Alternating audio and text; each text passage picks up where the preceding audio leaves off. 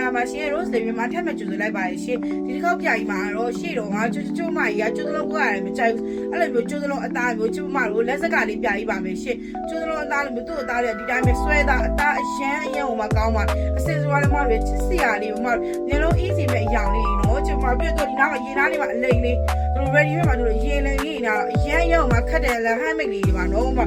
လက်လေးကတော့စင်နေရလက်လိုပုံစံမျိုးလက်လေးကကလေးပါအဲ့လိုလက်ကပြည့်တော့ကြောင့်မို့လက်မောင်းကြီးလေးမှဆိုပို့လို့တော့အဆင်ပြေပါလိမ့်ရဲ့နော်ချိုးမတင်စုလည်းတင်ဆိုင်50ကျော်တီးရတယ်ရင်းရရေးဆိုင်46တီးပို့လို့ရပါတယ်နော်မှာဈေးရကြတော့3600နဲ့900ပါပဲရှင်3600ပါအခုဆိုတာမျိုးရေးလေးမှာငွေစည်းတက်တဲ့ချိန်မျိုးဆိုရင်မတို့ဈေးအရန်မြင့်နေပါပြီ4000ကျော်ရှိနေပါပြီနော်ချိုးမတို့မာကြီးတို့အယောင်လေးပြပေးမယ်လို့ဒီနေ့မှအယောင်လေးနဲ့မှန်ပေးပါနော်အယောက်က